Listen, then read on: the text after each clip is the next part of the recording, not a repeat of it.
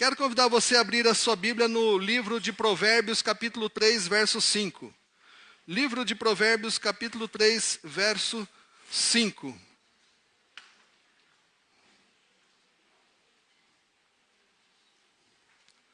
Todo mundo abriu? Livro de Provérbios, capítulo 3, verso 5. Abra a sua Bíblia, ligue a sua Bíblia, faça do jeito que estiver na sua mão, mas não deixe de acompanhar. Se você vai usar a Bíblia no celular, coloque no modo avião, para não tocar aqui e não atrapalhar ninguém. Diz o seguinte o texto bíblico: confie no Senhor de todo o seu coração e não se apoie em seu próprio entendimento. Vamos ler todo mundo junto? A versão que você tiver aí, tá bom? A versão que você tiver. 1, 2 e... confie no Senhor de todo o seu coração e não se apoie em seu próprio entendimento.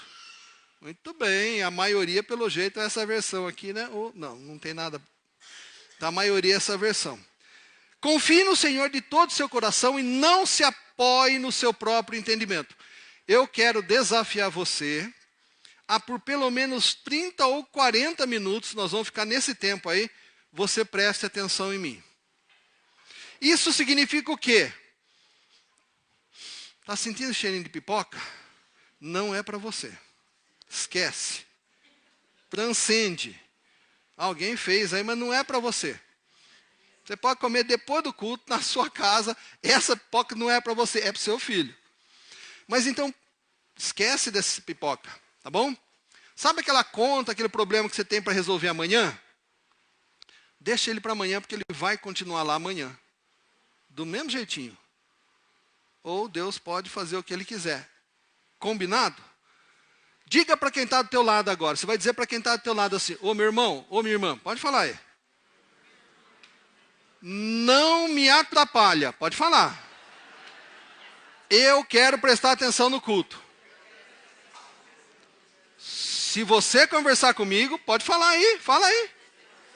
O pastor vai chamar o seu nome lá da frente e vai ficar feio. Fala, pode falar aí. O pastor vai chamar o seu nome lá da frente e vai ficar feio. Vocês entenderam? Você que está em casa. Eu não sei qual câmera eu olho aqui. Agora eu estou zonzo, vou olhar para as duas, hein? Para de lavar louça. Desliga o Fantástico. Para de assistir o canal lá da Record. Presta atenção no culto. Faz isso. Vai ser bom para você. Qual é o tema desse mês? Quem sabe? Pode falar, Ruth. Muito bem, está errado. Acabou. Evangelização foi mês passado. Esse mês é um tema novo e ninguém sabe. A não ser o seminarista Felipe e o pastor Gerson que está de férias. O tema desse mês é uma igreja bíblica. Vamos repetir? Uma igreja bíblica. Mais uma vez? Uma igreja bíblica. Muito bem. O tema deste mês é uma igreja bíblica. E o tema de hoje a gente começa exatamente com esse texto, com esse tema. Uma igreja bíblica. Espera aí, pastor, se a gente tem que reafirmar, a gente tem que dizer que a igreja é bíblica, é porque existe igreja que não é bíblica? Eu não sei das outras, eu não quero falar das outras, só quero falar da nossa, tá bom? Então, para de pensar nos outros e vamos pensar na gente. Combinado?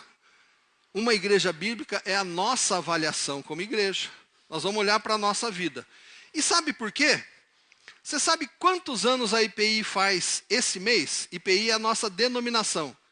Alguém sabe? 119 anos.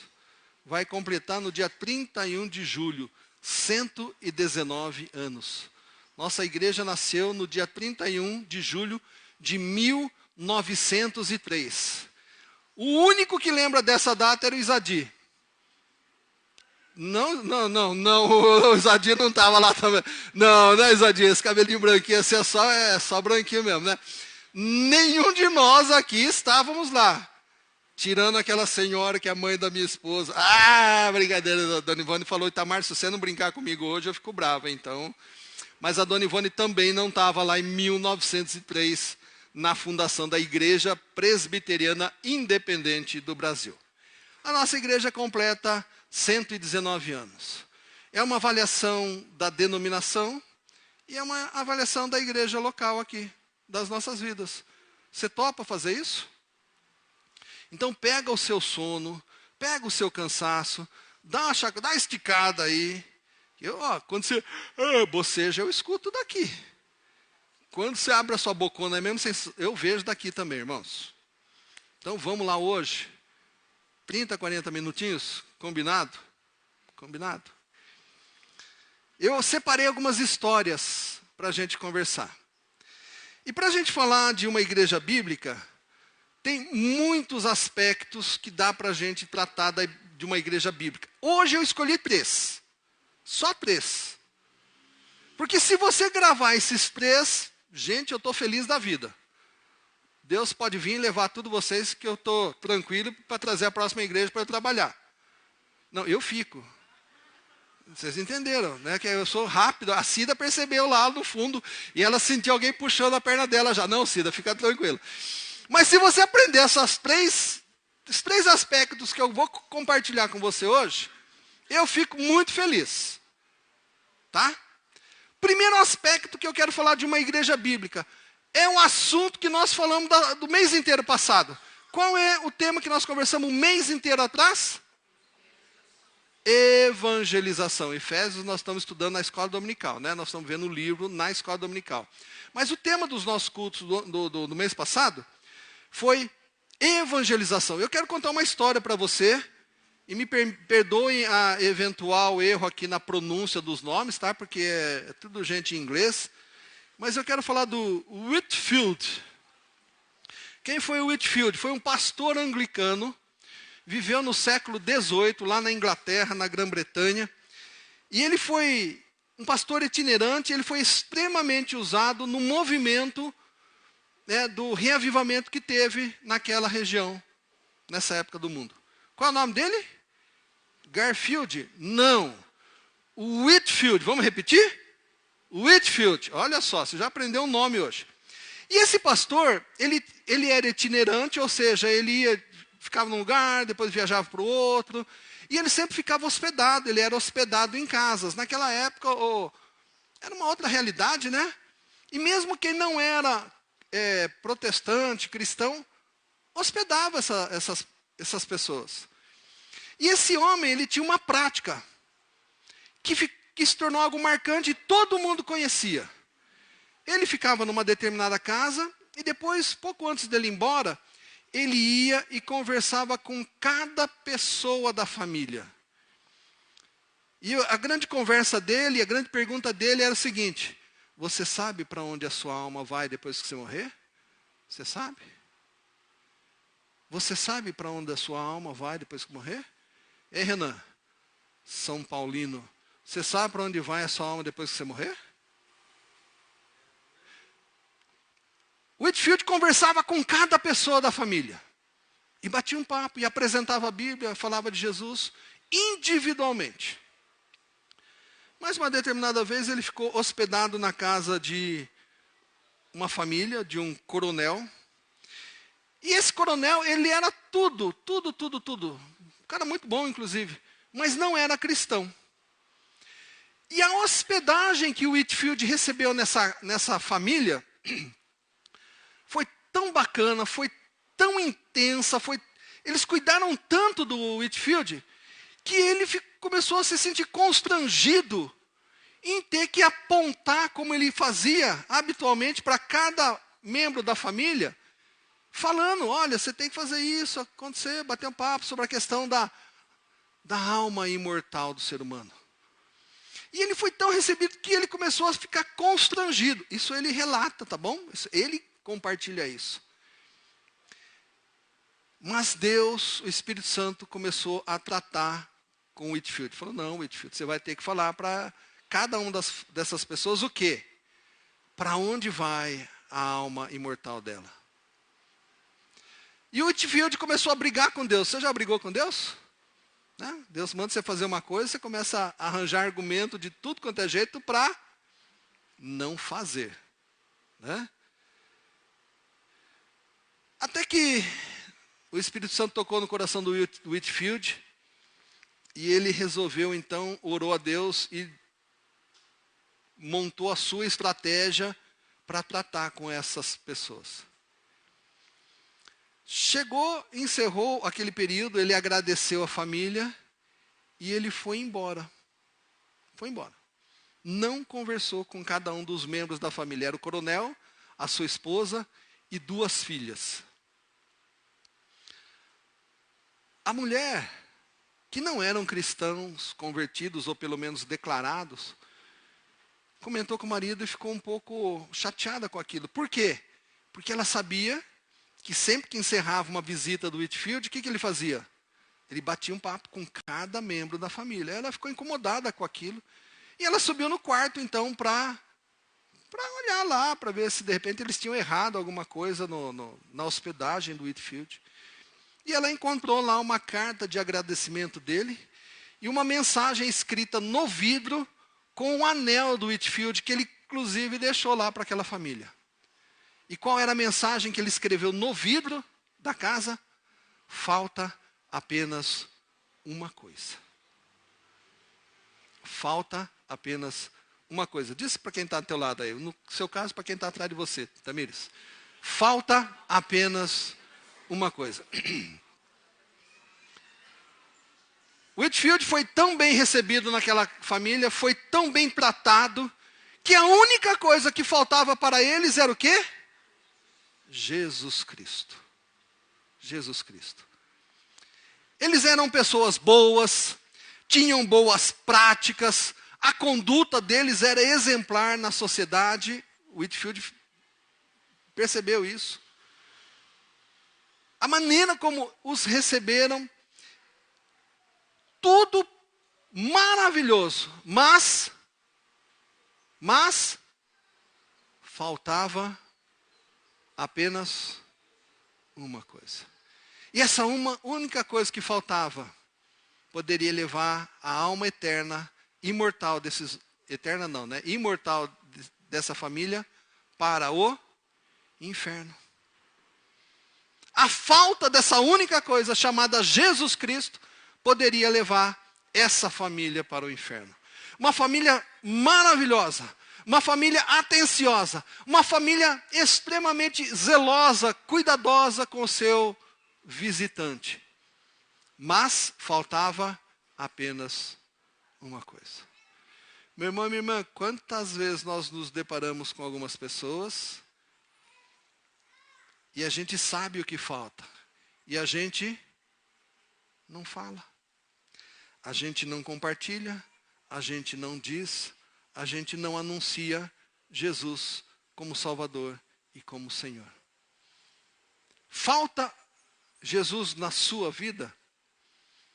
Lembra que eu falei que era uma autoavaliação? A autoavaliação primeiro é olhar para a gente mesmo. Olha para a sua vida. Está tudo bem, tudo tranquilo, você é uma pessoa que cumpre com todas as suas obrigações cívicas, extremamente cuidadosa, atenciosa, honesta, e tudo que a gente, inclusive, sente muita falta na sociedade de hoje, né? Nesse mundo de corrupção, de tanto mau exemplo que a gente vê aí. Mas falta Jesus na sua vida? Se faltar, meu irmão, minha irmã, eu lamento dizer para você. Nada resolve. Se você não tiver Jesus. Diz para quem está do teu lado aí. Jesus está na sua vida? Atos capítulo 1, verso 8, diz o seguinte: mas receberão poder ao descer sobre vocês o Espírito Santo, e vocês serão minhas testemunhas em Jerusalém, em toda a Judeia e Samaria, e até os confins da terra. Uma igreja bíblica é uma igreja que anuncia o nome de Jesus. Vamos repetir isso? Uma igreja bíblica, eu falo, vocês repetem, vamos lá? Uma igreja bíblica anuncia o nome de Jesus. Só as pessoas bonitas agora, hein? Uma igreja bíblica anuncia o nome de Jesus. Eu tinha certeza que só tinha gente bonita aqui nessa igreja. Segundo ponto que eu quero compartilhar com você. Então, uma das características, são várias, eu escolhi 3, hein? A segunda. E tem uma historinha também bacana aqui para contar para você. Mas essa eu vou precisar ler, porque o nome do cara é doido, hein? Deixa eu achar o nome dele aqui. Nasruddin Koja. Ele viveu por volta do século IV, onde hoje é a Turquia. Sabe onde é? Não tem problema. Decore esse nome aqui, esse é um nome bom para filho, ó. Nasruddin Koja. Você que vai ter filho aí, ó. Esse homem, isso também está registrado em livro, tá bom, gente? Esse homem, ele fez uma aposta com seus amigos, seus companheiros. E ele fez uma aposta que, apesar do frio, da neve, da região onde ele morava, ele ia passar uma noite inteira ao relento. A turma duvidou dele, ele apostou, não diz o valor da aposta lá, mas diz que apostaram. E aí ele foi para passar essa noite, levou um livro e uma vela. Presta atenção, hein? Um livro e uma vela. Ele passa a noite, no dia seguinte ali com muito frio, com muito, sintomas ali da hipotermia. Ele volta para casa, onde estavam os amigos lá, os companheiros esperando, e ele vai fazer o quê? Cobrar a sua aposta. E os caras que tinham que pagar a aposta, começaram a... Quem perde a aposta gosta de pagar? Eu não aposto muito, mas você já viu gente assim? Que aposta e que depois perde e não quer pagar? Tem bastante. Então, geralmente, quem perde uma aposta não gosta de pagar. E os caras que perderam, começaram a perguntar pro Nasruddin aqui, pô, mas você não levou nada mesmo? Não teve nada para você se aquecer? Ele, nada. Respondeu ele cansado, né? Aí alguém perguntou, mas nem mesmo uma vela? Ele falou, não, uma vela eu levei. Aí começou a gritaria, então perdeu a aposta, perdeu. Gritou um aqui, o outro lá, perdeu. O Nasruddin viu aquele tumulto, o que ele fez? Pagou a aposta.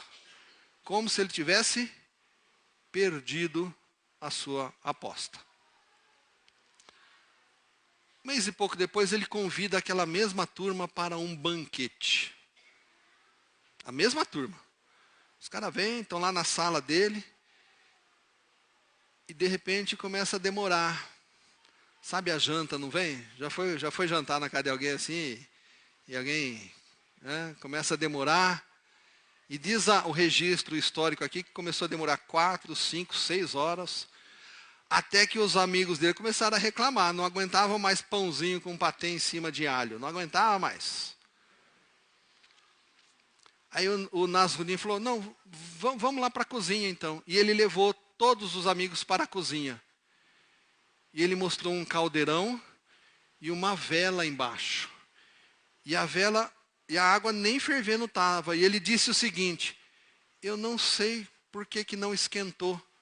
Essa vela está aí desde ontem. Esse é um conto clássico que fala sobre mansidão. Repita comigo. Mansidão. Mansidão. O que é mansidão? É essa capacidade de não estourar, de não explodir na hora em que as coisas acontecem. O Nasruddin do nosso conto aqui, quando ele volta da montanha e ele levou só uma vela para ele poder ler o livro dele, que essa foi a técnica dele lá para passar a noite de frio, os amigos começaram a não querer pagar a aposta. Por quê? Porque ele teria levado uma vela. E um mês e pouco depois ele demonstra que uma vela não gera calor suficiente. Olha que interessante. Então a capacidade, a mansidão, é essa capacidade de ter um autocontrole. Abra sua Bíblia em Mateus capítulo 5, verso 5. Abra aí.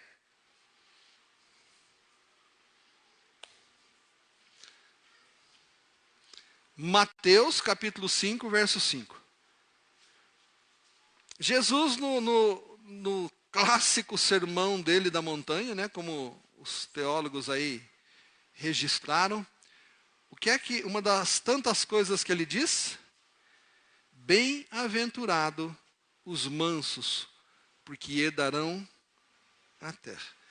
Meu irmão, minha irmã, daria para a gente falar só sobre esse versículo aqui. Os aspectos da mansidão. Quem são esses mansos? Essa capacidade de descansar, a tranquilidade, o equilíbrio. De manhã, nós conversamos bastante na escola dominical, né? Você que veio, perdeu. Você que veio. Nós falamos sobre maturidade, né? A mansidão, ela é algo que vem com a maturidade na vida da gente. Tem gente que, de repente, passa por um problema, enfrenta uma oposição, e o que é que essa pessoa faz? Explode. Eu não lembro, tinha um personagem de um desenho, isso há muito tempo, quando eu era criança, que eu não lembro o nome do desenho, do personagem. Ele ia sendo contrariado, recebia uma, duas contrariações, de repente ele inflava assim e ele explodia. Não sei se vocês vão lembrar desse desenho, mas tinha. Ele experimentou contrariedade, ele explodia. Pena que hoje as pessoas não explodem de verdade, né? Porque era um problema mesmo na sua vida, não era? Já pensou se essa pessoa nervosa que você conhece aí explodisse mesmo? Acabou o problema. Mas o que acontece? Já viu gente nervosa que não tem mansidão? Fica na ponta do pé. Parece jararaca. Jararaca não, parece aquela cobra naja. Muito obrigado. Fica na ponta do pé, só que infla assim, e a pessoa... A voz até afina, ou às vezes engrossa. Falta pouco para a pessoa explodir. Eu estou falando de crente, eu não estou falando de gente que não é crente, não. Porque nós estamos tratando o que aqui? De gente que está na igreja. Gente que é da igreja. Gente que se diz ser seguidor de Jesus. Como é que está o exercício, esse fruto do Espírito na sua vida? Quando nós temos essa capacidade da mansidão, quando nós temos nós conseguimos isso, a gente vence muita coisa, meu irmão, minha irmã. De manhã nós conversamos lá na carta de Paulo aos Efésios, capítulo 4, verso 26 e 27. Paulo tratando de algumas coisas com a igreja de Éfeso. Lá no 26 e 27, o que ele diz? Quando vocês ficarem irados, não pequem. Apaziguem a sua ira antes que o sol se ponha. E não deem lugar ao diabo. Com todas as orientações do Paulo está dizendo o quê? Não permita que o diabo aproveite dessa sua falha, desse seu defeito e domine. Irmãos, eu poderia escolher muitas coisas aqui para conversar aqui, mas Deus colocou no meu coração mansidão. Eu não sei porque, Ele sabe. Então você que é nervosinho, você que é explosivo, cuidado. Jesus, ele diz claramente que os mansos herdarão a terra. E é claro que ele está falando do povo dele. A gente conhece uma pessoa mansa quando ela chuta o criado ou chuta a estante. Sabe? Aquele chute de estante que a pessoa está descalça, o dedinho, ele abre. Depois, para você voltar no lugar, você tem que pôr o dedo lá e... eu vou botar no lugar. Quando alguém chuta o dedinho ali, o que sai da boca dessa pessoa? Oh, glória a Deus, Senhor, seja louvado, bendito é o teu nome. É isso que sai? Ou sai aquele palavrão monstruoso?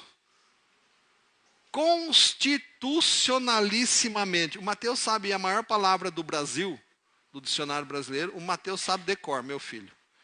Eu não consegui decorar e eu fui copiar aqui e desisti, porque É enorme a palavra. Você solta um palavrão quando isso acontece? Quando alguém te... Presta atenção, estou falando com você. Quando alguém te contraria, o que é que sai da sua boca? Que tipo de palavra sai da sua boca? A avaliação. Eu preciso me avaliar. Você precisa se avaliar, meu irmão.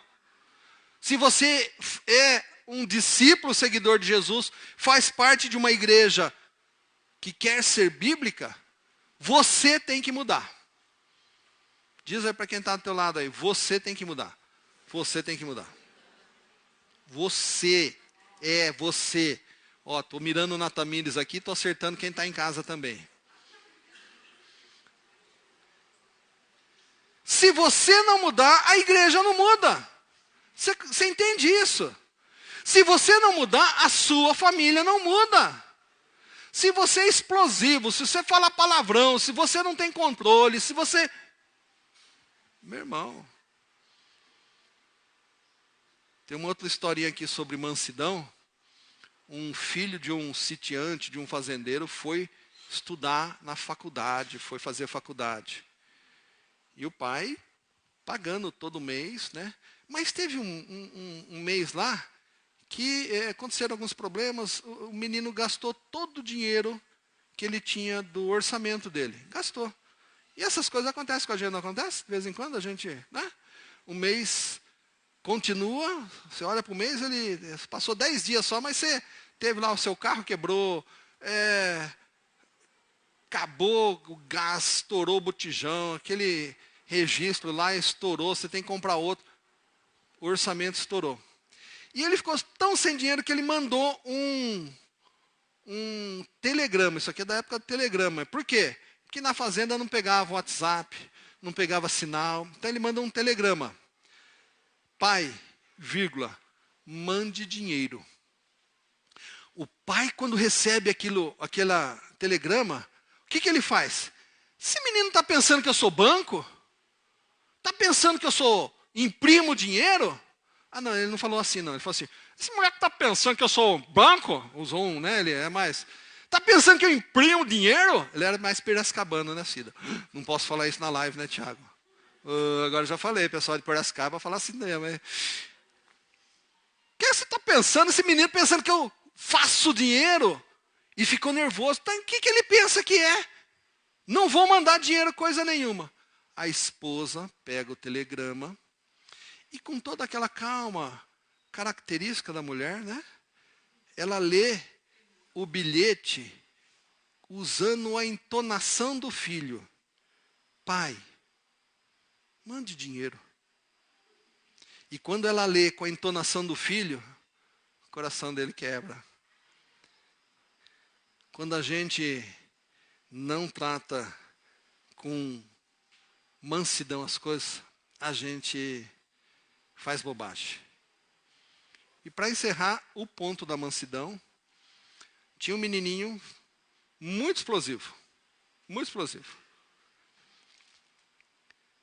Acontecia qualquer coisa, ele já ofendia, xingava as pessoas, e o pai falou, puxa vida, como é que eu vou ensinar esse meu filho a melhorar? Aí ele pegou, botou um morão, sabe o que é morão? Morão não é candidato não, dona Ivone. É aquele toco de fazenda, né? Botou lá bem na porta, na frente da casa deles, um toco. Deixou do lado uma bolsa cheia de pregos e um martelo. E falou assim, filho, toda vez que você gritar, ofender alguém, você vai lá e vai pregar um prego nesse morão. Certo? E o menino já... Tá pensando que... E já, o primeiro prego. E aí foi. E não tinha mais espaço no morão. Aí o pai falou, olha, é o seguinte, olha que coisa horrível. Olha só para esse morão. Olha a quantidade de prego. Quantas vezes você chateou alguém ou você ofendeu? Agora nós vamos fazer o seguinte. Toda vez que você pedir desculpas, você se controlar, você vai lá e tira um prego que você pôs. Tá bom? O filho aceitou, percebeu, né, a situação. E aí começou. Até que finalmente ele tirou todos os pregos. Ele foi correndo feliz para o pai. Pai, tirei todos os pregos. O pai foi lá com ele, olhou, deu os parabéns para ele e falou, mas olha o estado do morão. todo cheio de buraco, todo cheio de furo, todo detonado. Bem-aventurados os mansos, porque herdarão a terra. Respira, pensa, cuidado, antes de ofender alguém, antes de gritar com alguém, antes de falar rude, grosseiramente com alguém. Mansidão, característica de uma igreja bíblica. Você lembra qual é a primeira característica que eu compartilhei com você aqui? Ter boa memória, viu? Uma igreja bíblica é uma igreja que tem boa memória, ela guarda as coisas que o pastor fala. Ó, não faz meia hora que eu falei. Qual a primeira característica aí? Evangelização. Primeira característica de uma igreja bíblica que eu escolhi e compartilhei com você, evangelização. Mas acrescente aí, Marjorie, porque você lembrou, boa memória, né? Porque é bom a gente ter memória também do que a gente fala aqui, né? Qual o segundo ponto? Mansidão. Terceiro ponto, biblicidade. Repete aí se você for bom de português. 1, 2 e... muito bem. O que significa isso? O que significa isso? E eu tenho mais uma historinha para contar para você sobre biblicidade. Um patrão, um homem muito rico, reuniu todos os seus empregados e deixou em cima da mesa montes de dinheiro, com determinado valor, todos iguais, e bíblias. E chamou um a um os seus funcionários. Chamou primeiro o mordomo. O que é que você gostaria, da Bíblia ou do dinheiro? O mordomo, muito polidamente, disse assim: eu gostaria de receber a Bíblia. Mas... Perdão, esse não era o mordomo, não. Senão não dá certo a história aqui. Era o cocheiro. O cocheiro. Sabe o que é cocheiro? Comandava os cavalos lá. Eu gostaria de receber a Bíblia, mas como não aprendi a ler, não vai adiantar nada para mim. Então eu prefiro o dinheiro. Tudo bem. Chamou então uma outra pessoa, a cozinheira. E você? O que é que você gostaria? O dinheiro ou a Bíblia? Cozinheira. Nunca tenho tempo para ler. Você quer dar uma folhadinha numa revista. Então eu prefiro o dinheiro. E foi cada um dos funcionários lá dele, cada um gostaria muito da Bíblia, mas por uma determinada situação, uma desculpa qualquer, preferia o dinheiro. Aí chegou o menininho de recado. Essa história é antiga, viu, gente? É tudo verdade isso aqui, tá bom? Tudo verdade isso aqui. Chegou no menino de recado. Olha que coisa, na época não tinha WhatsApp, você queria mandar um recado para alguém, ó, dá para o menininho, ó, e lá ia ele. E você? E ele conhecia a história, a família daquele menino, sabia o quanto ela necessitado. Ele já foi se adiantando. Não, eu tenho certeza que você vai preferir o dinheiro, né? Falou para o menino. O menininho respondeu assim: não, eu realmente preciso muito do dinheiro, preciso de um sapato novo. Mas a minha mãe me ensinou que a palavra de Deus é melhor do que ouro. A palavra de Deus é melhor do que ouro. Você pode repetir isso? Ele pega a Bíblia e dentro da Bíblia, quando ele começa a folhear, o que é que ele acha? Cheque. Ainda tinha cheque naquela época, dona Ivone. Por quê? Por causa da quantidade de dinheiro que aquele homem quis dar para aqueles que escolhessem a Bíblia, não ia dar, não ia deixar, não ia ter como enfiar ali. Então ele fez cheques. Meu irmão e minha irmã, qual foi o texto que nós lemos logo no começo aqui, você lembra? Provérbios o quê? 3:5. Confie no Senhor de todo o seu coração e não se apoie em seu próprio entendimento. O que é que direciona a sua vida? Qual é o modelo da sua vida e da sua existência, das suas práticas? De manhã, e eu quero relembrar com você que esteja de manhã e dizer para você que não veio aqui. Nós conversamos, e de novo, usando aquele texto lá de Efésios 4, 27, que diz assim, e não deem lugar ao diabo. O que acontece nos nossos dias? Qual é o modelo de conduta? Sabe o que eu estava reparando, meu irmão? O modelo de conduta dos nossos dias é o que os outros fazem. A minha conduta, a minha ação, a minha maneira de agir, ela está condicionada aos outros. Se os outros fazem desse jeito, eu vou fazer desse jeito. Se todo mundo pinta o cabelo de rosa, eu vou pintar de rosa. Se é de laranja, é de laranja. Se vai fazer gato na internet, sabe o que é gato na internet? Sabe? É você usar um fiozinho lá e roubar o sinal. Gato na energia elétrica, gato na água. A pergunta que se ouve muito é, mas por que você fez isso? A resposta, todo mundo faz. Então a Bíblia, ela está ficando de lado. O diabo conseguiu isso. E conseguiu, pior de tudo, dentro da igreja. E eu compartilhei com vocês aqui algo que eu tratei como pastor. Alguém comete um pecado, sabe que é pecado, compartilha com um colega, o colega diz o quê? Ah,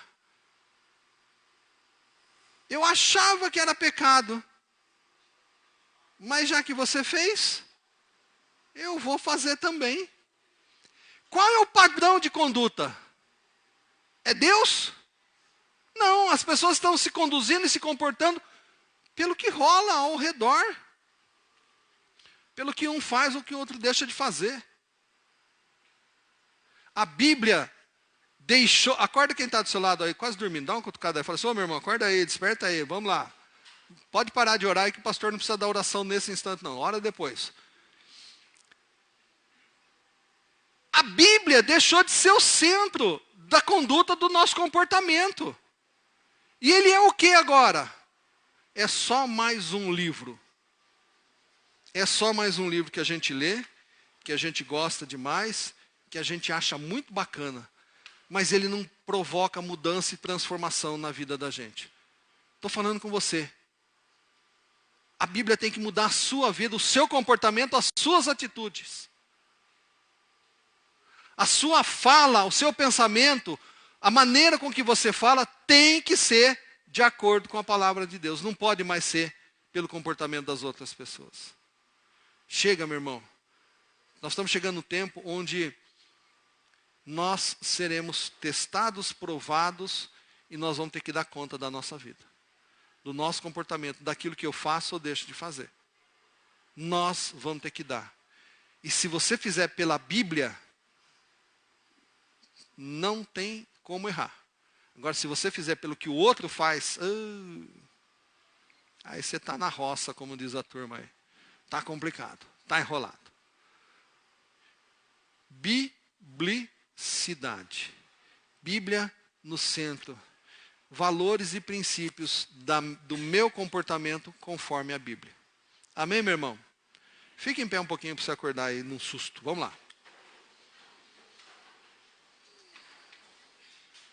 Eu quero orar por você, pela sua vida nesse instante.